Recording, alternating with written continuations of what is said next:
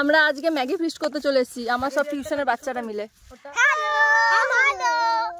এই দুটি জীবন সঙ্গী এখানে এই দুটি পুচকি পুচকি বাচ্চাদের দায়িত্ব পড়েছে মটরশুঁটি ছাড়ানো, বাট এরা ছাড়াচ্ছে পেটে ঢুকাচ্ছে থালার মধ্যে না রেখে। এদিকে অনুর দায়িত্ব পড়েছে টমেটো ছাড়ানো, আর এদিকে মুনের কি দায়িত্ব পড়েছে এখনো বুঝলাম না। আচ্ছা ক্যারট কাটা। আর আমার দায়িত্ব এখনো নেই, ওদেরকে গাইড করা হচ্ছে আমার দায়িত্ব। তোমরা দেখতে থাকো তাহলে কি কি হচ্ছে। সবই তো বললাম যে পিকনিক করতে এসেছি, কিন্তু পিকনিকটা যে কিসে সেটা তোমরা দেখলে তোমরা অবাক হবে।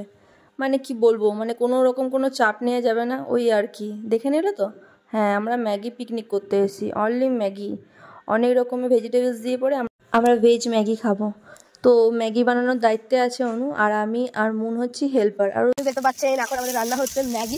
অনেকক্ষণ ধরে আমরা গ্যাসটাকে জ্বালানোর চেষ্টা করছিলাম, গ্যাসটা কিছুতেই জ্বালছিল না। ঠাকুরকে দেখে এখন ফাইনালি গ্যাসটা জ্বলেছে। সিরিয়াসলি আমরা কিন্তু অনেকক্ষণ ধরে গ্যাসটা জ্বালাবার চেষ্টা করছিলাম, মানে গ্যাসটা জ্বলছিল বাট হাওয়া এত স্পিডে দিচ্ছিল যে নিভে যাচ্ছিলো।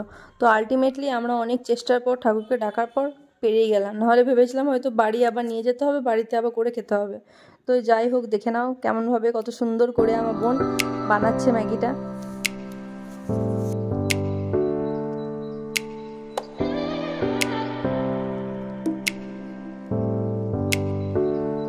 আমিও কিন্তু হেল্প করেছি ওকে, ভেবো না যে আমি শুধু ফটো তোলার জন্যই করছি এইসব, আমিও কিন্তু ওকে হেল্প করেছি।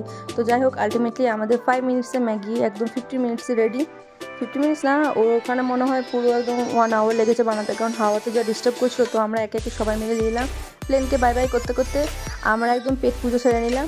তো যাই হোক, ম্যাগিটা কিন্তু সত্যি খুব টেস্টি ছিল, খুব ইয়াম্মি ছিল। ম্যাগি খাওয়া হয়ে যাওয়ার পর আমরা সবাই মিলে কেক খেয়ে নিলাম। কেক খেয়ে মুখ মিষ্টি করে আমাদের অতিথিকেও দিয়ে পরে আমরা বাড়ি ফিরে এলাম। তোমরা কি কোথাও গেলে নাকি পিকনিক করতে? কোথায় গেলে জানিও কিন্তু।